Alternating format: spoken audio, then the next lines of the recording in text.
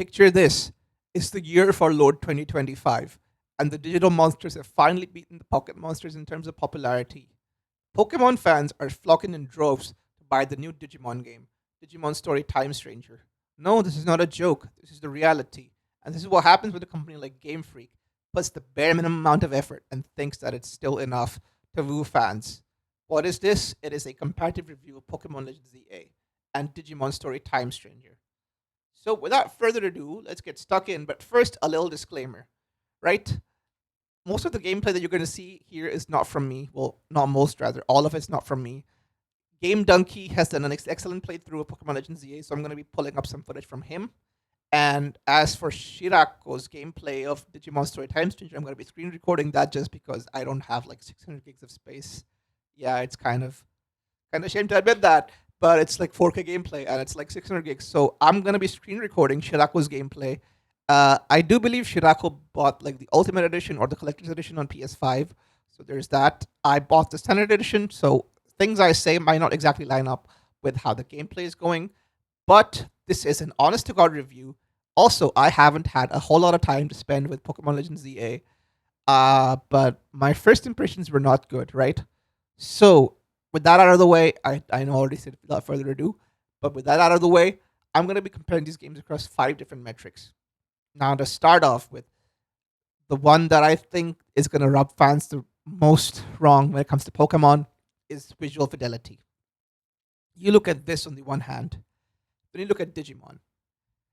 Can you not see that Pokemon, despite you being able to play the game in 4K on a Nintendo Switch 2, it just does not look good.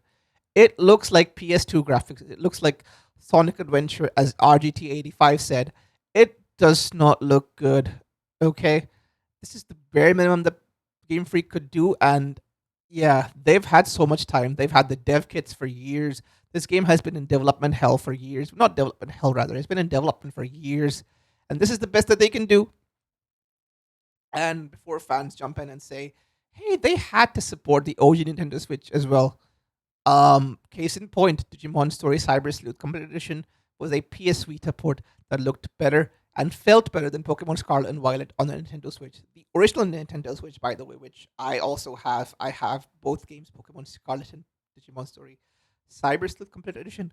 I played through both of them, and I could do a comparative review of them too, but that's neither here nor there.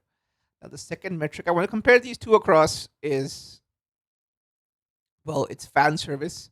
Pokemon fan service is non existent, I would say, just because the game is geared more towards kids. And Digimon doesn't give a damn. It is, well, it goes hard with everything: the story, the music, the graphics, the fan service, especially because people who were Digimon fans in the early aughts have grown up now. They've grown up watching the anime, playing the games, reading the web novel. They have grown up and they expect more. They want more. And you know what? We got more. So, yeah, in terms of fan service, Digimon beats Pokemon yet again. Now, in terms of storytelling, this is where it gets a bit murky since I have not played through Pokemon Legends ZA a whole lot. I do know the Legend ZA rather, Pokemon lore goes hard, right? But I haven't really had a chance to play through the whole game. So my take on it is based on what I've seen from other YouTubers, which has been negative as well, but also like positive from YouTubers like Titar. So he of course is a Pokemon YouTuber, so it is his job to glaze the game. But yeah, if he loves it, then yeah, I would say it does have a decent lore. So with that out of the way, I would still say that Digimon Story Time Stranger goes harder when it comes to the story, the lore, everything. Because if it's your first time playing a Digimon game, or if it's your first time playing this specific game, you're gonna be blown away by the twists and turns, the time travel elements. This game is gonna make you cry. This game is gonna make you tear up. This game is gonna make you feel things. And I don't really know if I can say the same for Pokemon. I'm sorry. The only thing it made me feel was it made me want to unplug my stupid controller and never play the game again, right? But that is probably me being biased. So let's move on to the next metric. So we've had visual fidelity, we've had fan service, we've had story. Now, the next element that I want to move to is quality of life features. Now, Pokemon revamped their battle system. So instead of a turn based system, it is more of a pseudo real time system. Players move around dynamically. But that is really the only quality of life feature that they added. And it's the only place where well, it's the only edge, quote unquote, that they have over Digimon right now. Digimon stuck to they stuck to the turn based system, which I respect because Digimon excels at that. But yeah, you get a lot of. I mean, there's a lot of things that Digimon does right that I'm going to be talking about in my next metric. But yeah, I am sorry, but I cannot cut Pokemon enough slack here. I just think that doing the bare minimum is not going to cut it anymore. Right. So the next and the final metric I want to compare these across before we go on to my ratings is the player agency. Pokemon babies you all the way. You have Urbane or Tawny in your ear, constantly telling you what to do, where to go. Even AZ to some degree. Though I cannot confirm this yet because again I haven't interacted with the character of AZ all that much in the game, and I haven't played the game all that much. But the game is constantly telling you you can't go there, you can't go here, you can't do this, you can't do that. Digimon, you can go pretty much anywhere. It's not open world, mind you. Neither of these games are open world. But in Digimon, you can actually break the game. So if you go someplace you're not supposed to go, if you interact with an NPC too early, although I think Bandai Namco is fixing this, they have fixed it. You can actually break the gameplay logic somewhat. But Digimon has so many side quests. You can go places that Pokemon would just they would dream of letting you do things like this, right? Digimon, it feels more quote unquote open world, even though it's not. But yeah, I would say Digimon again beats Pokemon like 1,000%. I'm trying not to swear here. It beats Pokemon like 100%.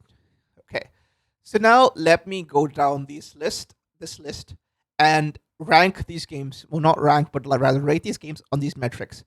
So first of all, was it visual fidelity? Uh, I don't think I'm going in order here, but visual fidelity wise, Pokemon looks like hot garbage. I'm sorry. I'm gonna give it a 4 out of 10, and that's generous to Pokemon.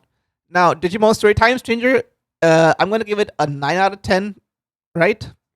Just because I think some Digimon don't look nearly as good without mods, but that's okay. Now, the second thing, fan service, Pokemon, I'm gonna give it like a 3 out of 10. There's some characters that you can go and look at them and like, maybe that would work. But Digimon, 10 out of 10 when it comes to fan service. Quality of life features. Now, here is where Digimon loses some points because of Denuvo, and we're not fans of Denuvo on this channel, let me tell you. But then, of course, Pokemon is only available on Nintendo Switch family of systems, and it is crippled. You can see the game is crippled because of that, because it has to support the OG Nintendo Switch, and it also doesn't have features like DigiWrite, like Digimon has. It just does not feel like a good game. So Pokemon quality of life wise, okay, give it an average 5 out of 10. Digimon 10 out of 10, right? Now, when it comes to story, here is where it gets interesting. Pokemon still gets a 6 out of 10 when it comes to story, just because I think they did a better job of setting things up in games like Pokemon Ultra Sun, Ultra Moon. Those games still go hard. The 3DS games, you cannot look me in the eye and tell me that versus this is like a generational leap, right? So 6 out of 10 for Pokemon, and for Digimon, I cried while playing this game. Let me tell you, I tore up. This game broke me. Somebody I once used to know said that this game is hella depressing, and I agree with her. This game is depressing. It does get you in your feels. So for that, 10 out of 10 to Digimon. Finally, player agency, right? I think I went down the list in the right order. Player agency, Pokemon, 2 out of 10. Digimon 7 out of 10, just because it's still not completely open world, and yeah, we deserve an open world Pokemon or Digimon game at this point. I am sorry if that's too much to ask for, but yeah, you can see my final ratings on screen right here, where I average all the metrics, and yeah, you can see that Digimon has clearly won this. Game Freak, you're not doing enough. The bare minimum is not going to cut it anymore. Um, Enough lazing from my side. If you want to play Pokemon, play Pokemon. If you want to play Digimon, play Digimon. The choice is yours, but The money you can spend money on only one of these games, unless you're filthy rich, you're loaded, and you want to play both these games. But let me tell you, you're gonna have a better time with Digimon. Is my personal opinion. There's people who think that Digimon is a ripoff of Pokemon, which is simply untrue. But I'm gonna give it over to you, the audience. Out of these games, which one did you enjoy the better? Like, which one did you like better, right? So that's me, Chartier, out. And yeah, have a good day, my oofs. See y'all in the next video.